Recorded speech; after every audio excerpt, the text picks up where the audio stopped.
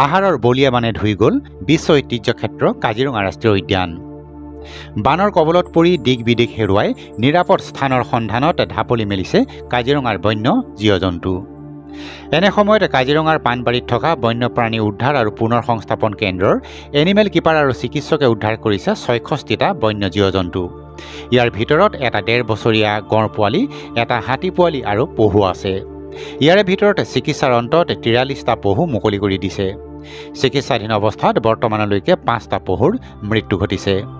বাকী 11 বন্যপ্ৰাণী কেন্দ্ৰটোত চিকিৎসাধীন অৱস্থাত আছে।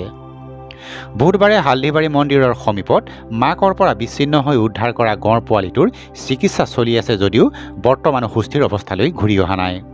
আনহাতে আজি কাৰ্বি আংলঙৰ নামনি দেওপানী নদীৰ পাৰত উদ্ধাৰ হোৱা হাতী পোৱালিটো বৰ্তমান চিকিৎসাধীন অৱস্থাত আছে। বৰ্তমান কেন্দ্ৰটোত বুধবাৰে উদ্ধাৰ হোৱা গঁড় পোৱালিটোকে ধৰি 3টা গঁড় পোৱালি, 7টা হাতী পোৱালি, 5টা নাহৰ ফুটুকী বাঘ আৰু অন্যান্য 8 জীৱ জন্তু চিকিৎসাধীন অৱস্থাত আছে। যোৱা 4টা দিনত কাজিৰঙাত যিটো বানপানী হ'ল, বানপানীৰ ফলত আমি এতিয়ালৈকে 66টা আমি এনিমেল ৰেস্কিউ কৰিলোঁ। আমাৰ কাজিৰঙাৰ নৰ্থ বেংক, উত্তৰ পাৰ, দক্ষিণ পাৰ দুইটা মিলাই আমাৰ 3টা ইউনিট আছে। এটা ইউনিট এইটো ৰেস্কিউ চেণ্টাৰ, ৰিহেবিলিটেশ্যন চেণ্টাৰ যিটো বৰজুৰিত আছে। এটা ইউনিট আমাৰ ৱেষ্টাৰ্ণ ৰেঞ্জ বাগৰিত আছে আৰু এটা ইউনিট আমাৰ নৰ্থ বেংকত আছে, উত্তৰ পাৰত আছে, বিশ্বনাথ চাৰিআলিত আছে। গতিকে এই তিনিওটা চেণ্টাৰত আমি 66টা এনিমেল ৰেস্কিউ কৰা হ'ল। তাৰ ভিতৰত আমি 43টা এনিমেল ট্ৰিটমেণ্ট দি পেলাই ৰিলিজ কৰা হ'ল। আৰু আমাৰ চেণ্টাৰলৈ এতিয়া বৰ্তমান 11টা এনিমেল আমি ট্ৰিটমেণ্ট চলাই আছোঁ। তাৰ ভিতৰত এটা গঁড়ৰ পোৱালি, এটা ওটাৰৰ পোৱালি আৰু 4টা হকদিয়াৰ এনেকৈ আছে। জাষ্ট আধা ঘণ্টা আগতে হাতী পোৱালি এটা কাৰ্বি আংলঙৰ দেওপানী নদীৰ পাৰত অকলশৰীয়াকৈ পোৱা হৈছিলে, প্ৰায় 1 বছৰীয়া হাতী পোৱালি। এইমাত্ৰ আমাৰ এই চেণ্টাৰলৈ আহি পাইছে। গতিকে এইখিনিয়ে আপডেট আমাৰ। আমাৰ ইয়াত 5টা জন্তু আমি ট্ৰিটমেণ্ট কৰি থাকোঁতে মৰিছে। ইঞ্জুৰিবিলাক সাধাৰণতে 2-এটাৰ বাৰ্বৱেৰত লগা ইঞ্জুৰি আছে আৰু 2-এটাৰ কুকুৰেৰে কামোৰা ইঞ্জুৰি আছে। হয়, গঁড়ৰ বয়সটো প্ৰায় 18 মাহমান হ'ব, 1.5 বছৰীয়া গঁড়। হয়, এই বৰ ষ্ট্ৰেছত আছে, সাংঘাতিক ষ্ট্ৰেছত আছে আৰু পানী খাইছে। গতিকে সি ক্ৰিটিকেল ষ্টেজতে আছে এতিয়াও। আমি তাক বৰ্তমান ষ্টেবিলাইজ কৰিব চেষ্টা কৰিছোঁ, যিহেতু নতুন এনভাইৰনমেণ্ট। গতিকে তাৰ ট্ৰিটমেণ্টটো সি মষ্ট প্ৰবেবলি যেতিয়ালৈকে সি একেবাৰে নৰ্মেল নহ'ব, তেতিয়ালৈকে সি ক্ৰিটিকেল ষ্টেজতে থাকিব। ইফালে কাজিৰঙা ৰাষ্ট্ৰীয় উদ্যানত পানী কিছু কমিছে যদিও এতিয়াও শংকা আঁতৰা নাই।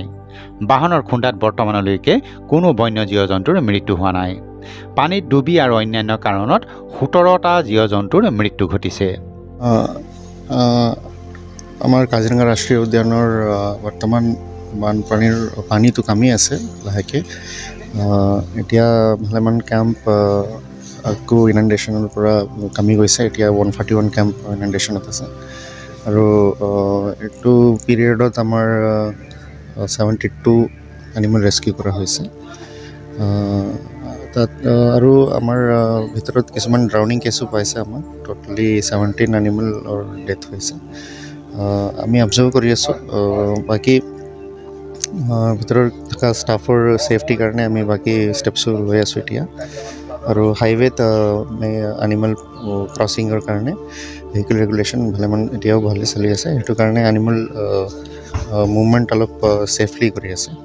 চ' আমি কিছুমান বিগ এনিমেল ৰেস্কিউ হৈছে। কালি এটা গঁড় পোৱালি ৰেস্কিউ কৰা হৈছে আৰু আজি এটা হাতী পোৱালি কাৰ্বি আংলঙৰ পৰা ৰেস্কিউ কৰা হৈছে। এইটো পাব্লিকে নিজে আগবঢ়াই সেই ৰেস্কিউ কৰিবলৈ সুবিধা দিছে আমাক। বাকী আমি এইটো নৰ্থ ছাইডত এনেকৈ আমাৰ কাজিৰঙাৰ নৰ্থ পাৰ্টত পানী অলপ ফাষ্ট কমি আছে। চ' আমি এক্সপেক্ট কৰি আছোঁ এইটো চিটুৱেশ্যন অলপ আৰু ফেভাৰেবল হ'ব বুলি। ভেহিকেল হিটত কিবা জীৱ জন্তুৰ এতিয়ালৈকে ভেহিকেল হিটত জীৱ জন্তু মুক্ত হোৱা নাই। আমাৰ মেক্সিমাম ড্ৰাউনিং কেছ আছে আৰু কিছুমান ৰেস্কিউ কৰাৰ পিছত এইটো বানপানীৰ পৰা বেছি দূৰ সাঁতুৰি অহাৰ পিছত ৰেস্কিউ কৰাৰ সময়ত কেতিয়াবা তেনেকৈ ভয় খায়, তেনেকুৱা এটা কেপচাৰ মাৰি দিব বুলি ক'ম। এইকেইটা কেছ হৈছে। News desk report, KNN Bokakhat live.